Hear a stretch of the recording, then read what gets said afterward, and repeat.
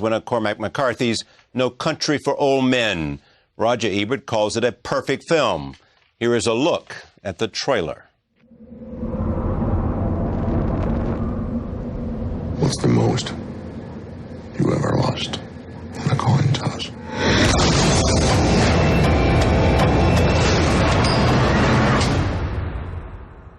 Call it friendo. Also joining me, the stars Javier Bardem and Josh Brolin. I'm pleased to have them here to talk about this film. Welcome. Great to see you. Thank you. Welcome back. Is this the first adaptation? Yes. Everything else you've written. So if you're going to start with somebody, why not start with Cormac? Yeah. Why not start with the best? And so, why did you choose this? Well, we didn't actually choose it. It's sent to us by Scott Rudin in Galleys about a year before it was published, I guess. And we had read Cormac. We'd each read a number of his novels before, just for pleasure, not with the idea of thinking about them as movies. But this one seemed unlike, I think, his other novels. In what way? Well, at a certain level, it's much pulpier than his other novels. At least it is initially. You know, the first three quarters of the novel are sort of move along like a thriller. And then, you know, it takes a turn, which just got us more interested. Take me through the process of this, you know, in terms of how you felt about it and why you wanted to tell the story and what it offered you and working in Texas. Oh, well, that was one of the attractions, actually. That was one of the big attractions. It's a regional story, as all of Cormac's stuff is, and we kind of, we knew the area of West Texas, and that was just another reason to do it. But, you know, mostly it's what Joel said. It seemed like promising as material for a movie. It was just, you know, it's a chase action story, and, you know, something more than that, but that. Tommy Lee was your first choice. Yeah. He's the first hire. Because he's just kind of the obvious guy. There's the sheriff in the story is just, you know, by virtue of Tommy's age and the region, again, you know, he's very much of that place. Tommy's, you know, from San Saba, which is not quite West Texas, but close enough. You know, he's just down by the border. The San Saba isn't actually, it's more central Texas, but like I say, close enough. And, you know, he's just got everything, you know, the authority, and he's just the obvious choice. And then Javier was next? Uh-huh. Yeah. Because he's mean enough? Because he's mean enough. Yeah. Look at him. Look at him. Did you say to them, I don't like violence? Yeah. I don't like to speak English much. I don't speak English, and I don't drive, and I don't like violence. I don't drive. Yeah. And they said, you're our guy. Yeah, he did. He said, I hate guns and I don't drive. Javier was, after Tommy, Javier was the next person we approached. And who does he play? He plays a character he plays the bad guy. Yeah. But who is he? Well, you know, what's interesting about that character in the novel is that Cormac McCarthy keeps the reader really completely off balance in terms of who that character is. He describes him physically almost not at all. He gave him this name. Actually, it was one of the things that the first thing I asked Cormac when I met him was what his name is Chigur, Chigurh. And I said, what kind of name is that? Right. And he said, it's a name that, what he was saying basically was he tried to find a name that was intentionally untraceable, sort of ethnically or in terms of nationality or any of the rest of it. The idea is that the character is in many ways a mystery in the book, and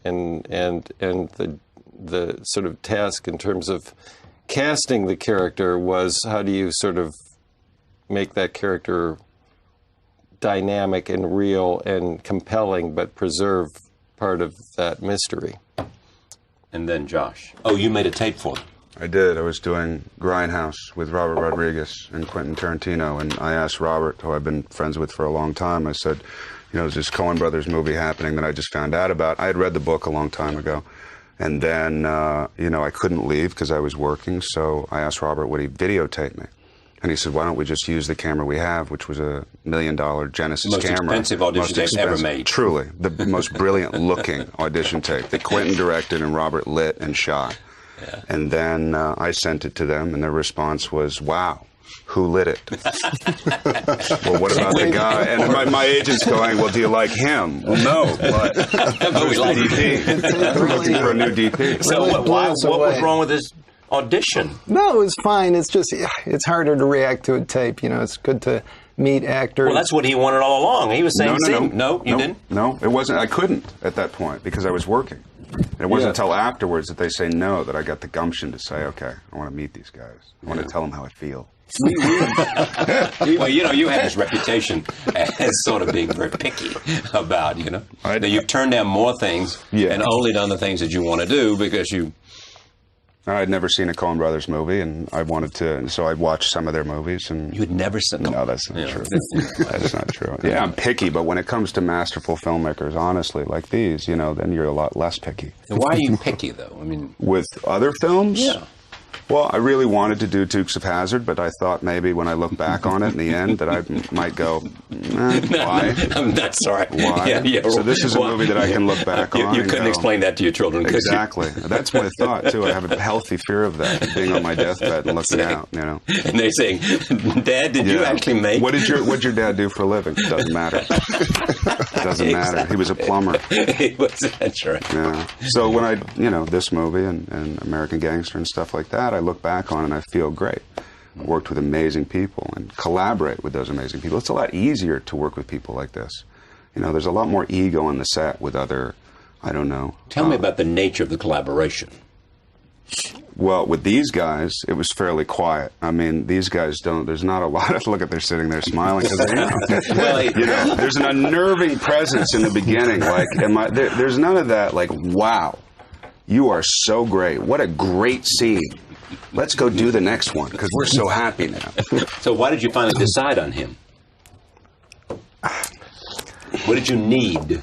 What do we need? That's an interesting question. We thought it'd be easy. We thought there'd be 100 people who could play this part because it's kind of an everyman part, and it's I don't know. We kept telling each other, all we need is a good, clean boy. How come we can't find him? Yes. It's actually unbelievably difficult because a lot of it is nonverbal. A lot of it is just process. You're watching the character do his thing physically. You need somebody who's going to be compelling to watch. I can't say these things in front of Chuck. I know, because I've never heard this. I'm trying to help you out. And I've actually gotten them drunk and then tried to get them out of here. Say that. Tell me the reality. How was I? And they just fell asleep on the boat. The other thing was that, we, as you said, we had already cast Tommy Lee Jones and Javier Bardem in the other two parts. It's very much a movie about three men, equal weight in the movie, each of the three. And so the bar had been set very high in terms of our own thinking and just in terms of what we knew we needed in that part. We didn't want, the audience to think when we cut away from Tommy and from Javier, okay, well now we're going with the dull guy for a while. It was somebody who had to be able to hold their own in terms of that sort of, compelling presence in the movie. And we saw lots and lots of people, but it wasn't really until Josh came in and he read some scenes for us in a room, which is a lot different than tape. And that told us what we needed to know. I mean, it's true that after you left the room, we knew we were going to cast in the movie. It's got it. So, yeah, definitely. Tell me what sets up the movie, what you do that sets up the movie. Well, I mean, he's a guy who lives in West Texas, who's really a part of West Texas. He is West Texas. He's from San Saba County, which is where Tommy Lee's from, which was a whole pressure in itself. But he's hunting antelope. He's out in the middle of the desert, and he runs into a drug deal gone bad, a Mexican drug deal gone bad, finds a truckload of heroin, knows there's money close by, finds the money. And couple of million.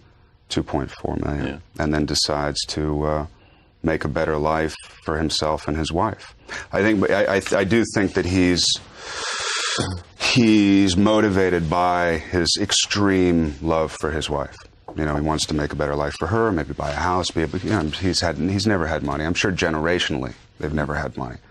So the thought of being able to buy her a nice dress or something like that. So I think his intentions are pure, for sure. And he thinks he'll never be caught, that nobody will ever find. No, I don't think I think he thinks there's going to be obstacles, but for a guy who's been in Vietnam twice and gone through two tours, I think he feels resourceful enough to be able to pull it off. He doesn't think there's going to be some, this mythological, Chagor, death incarnate. He doesn't think someone like Javier is going to come after him. I mean, come on, who would? When he shows up. I mean, this is a like Godzilla kind of a character like this. Do you simply go to the text and say, I get it, or do you go somewhere else? Well, as Joel said before, it was not extremely well described physically on the book, so it was wide open to any kind of interpretation. And actually, the only description that I remember is the blue lapis color of the eyes, which is something that I don't have at all. Exactly, that's true. But we tried to find a place where the person, which is kind of embodiment of violence itself, is believable, and people can get related to him somehow. Boy, they got related to him, didn't they? Well, that's the point. In the humor or in the clumsy way of doing things sometimes.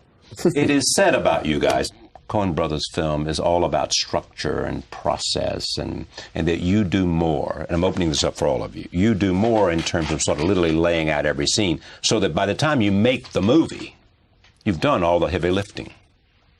Josh? For sure. You have sides, you have what are called sides every day, and those are the pages that they're planning on doing, and then behind the sides are their drawings, or J Todd, wow, Anderson's drawings, their storyboard artists, so you know what shots they're going to do, and they stick pretty much to what that is. I mean, not that they're not willing to, be spontaneous or improvise or ad-lib or, all that, but, they've created a very strong foundation to always resort to, And then wherever we go. I think you ad-libbed one line in the movie. I would like to think it was more than that. But yeah, there was one line that when I find the money, I look to the dead guy, which is absurd. And then I said, you know what, I think that we should have something here. Like he's deciding, okay, the day is going to change, or yes, I'll take the money, or I see where we're going here. So we tried different. What ends up in the movie is, and I can always hear. That was your improvisation? That was my improvisation. And I always know where Ethan is in the theater, because I always hear him go. I always hear him. But we tried different ones, I think. I think we tried, and then we tried, and we came up with, better. Still my wise choice, wasn't it? favorite speech in the movie. Yeah. But tell me more about your philosophy of making movies that reflected in what we just talked about. Well, it is kind of what Josh says. We have a plan because we're chicken, we don't want to have to go on. You don't trust your actor? What? No, not the actors. Yeah. But just in terms of being our own ability to extemporize on the set, or the obligation of extemporizing on the set. We don't want that. We want to have a plan for how we're going to shoot the scene, whatever it is. So we walk in with a plan, which, as Josh says, is always kind of subject to change. But, it's kind of a security blanket. The mythology about Alfred Hitchcock, in fact, he was the biggest promoter of it. Was that idea that, once I actually get on the set, the only thing that can happen is that something can go wrong. He's already made the movie in his head. And he also was sort of, very, very prepared to the extent of having pre-thought the movie before he started production. We're not... I'm not even sure that's true of Alfred Hitchcock in reality. I don't think he could have made 50 movies without enjoying the process of being on the set and working with people. It's such an extremely social and collaborative process. While it's true that we prepare maybe to an extent greater than a lot of other directors, who, that's just part of our process, it's also true that we like the process on the set of actually seeing what happens, being open to what happens when you go into a new space, when you're working with new people, be they actors or technical people. And we do have storyboards, but actually, we don't look at them very much while we're shooting. And once they've been done, we almost never look at the storyboards. We have them in the back of our minds, and we follow them to a certain extent. But that changes a lot as we go through the production. And also, since they deal with the visual way before, they're able to focus on actors, and be able to listen. That's a good point. I was going to say that. It's true. Yeah, and in fact, it gives them a chance to be more creative. Exactly. If you've already laid out the other things, so you're not worried about that. Or to be there for the actors when the actors are being more creative, and to be able to go, bring it down or tweak. They do a lot of tweaking. They don't do a lot of massive manipulation. Got you. Roll tape. Here's a scene. Might not even have been no money. That's possible. But you don't believe it. No. Probably I don't. Well, it's a mess, ain't it, Sheriff? If it ain't, it'll do till the mess gets here. How much do you change the book, other than compress it? Well, it really is just compression in this case of the adaptation of this book. In other words, we didn't invent any new, we didn't digress, we didn't create new situations or go off on the... And you never met Cormac before? No, we met him when we were shooting. Yeah. But that's because of Brolin. Yes. Tell me about the conversation. Because Josh was stalking him. Because I was stalking him. Yeah, exactly. He was the one guy that didn't get afraid, which I appreciated. I remember I did it to Eric Bogosian. He would run every time I'd see him. I called him and I said, hey, I have a friend who is good at getting phone numbers, a shady kind of character, and I got Cormac's number, and I called him, and I left a message. He didn't call me back. I left another one. Then I left a third, and I was bored or frustrated one day, and I said, listen, I don't know why you won't call me back. I don't want you to sign my book or anything. Just call me back.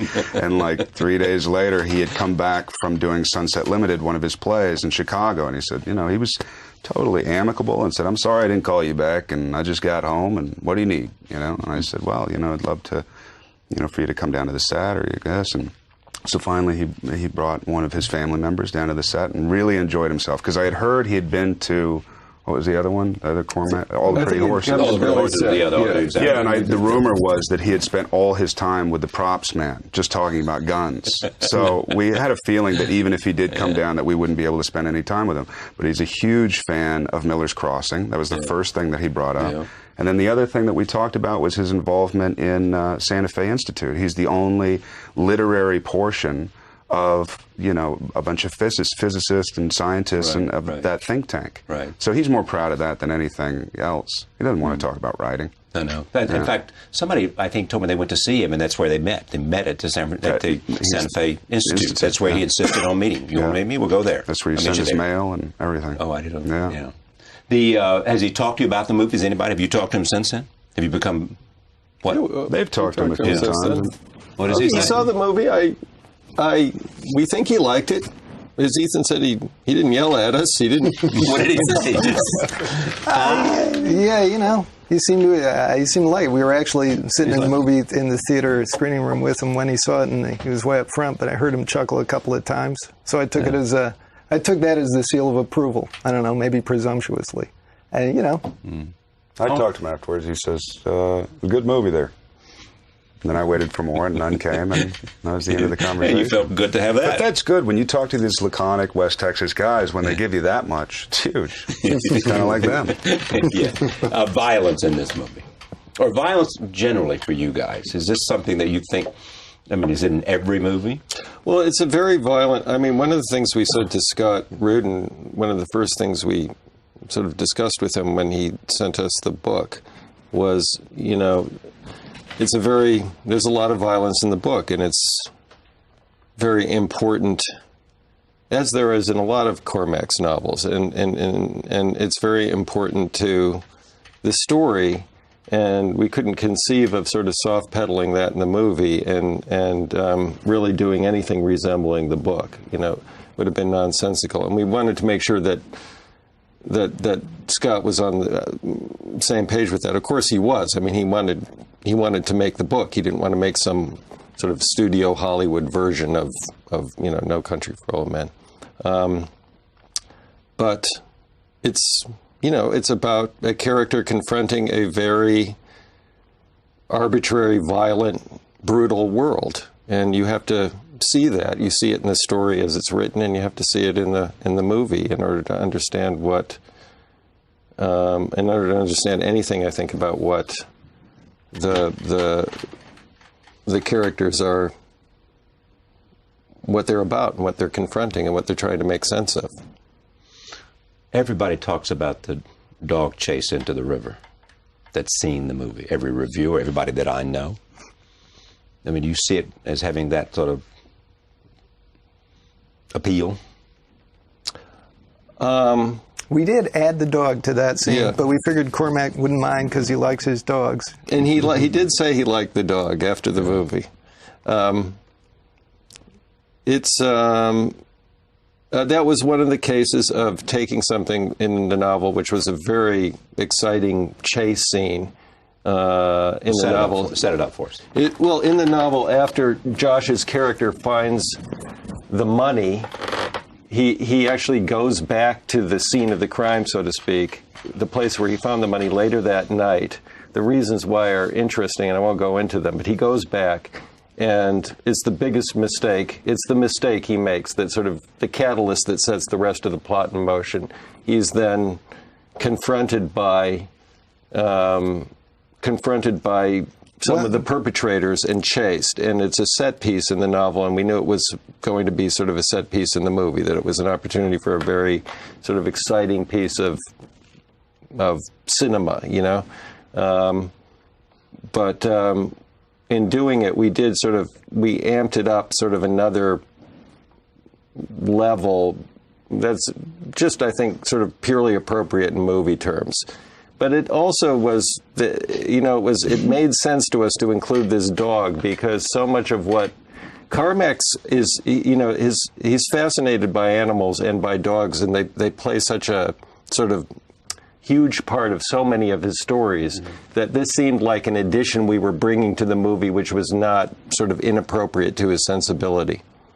Since then, actually, I hadn't read it then, but I read Cormac's first book, which is great and weird for a first book because it's so much Cormac. It's not like he was trying to figure out who he was. It was like all his other books. But in that all too, his other books are trying to figure out who he is. All his other books, he kind of knows who he is, and he knows what he's doing. But even in the first one has a really good dog. I thought, man, even I want that dog. I want that dog in my movie. So what happens?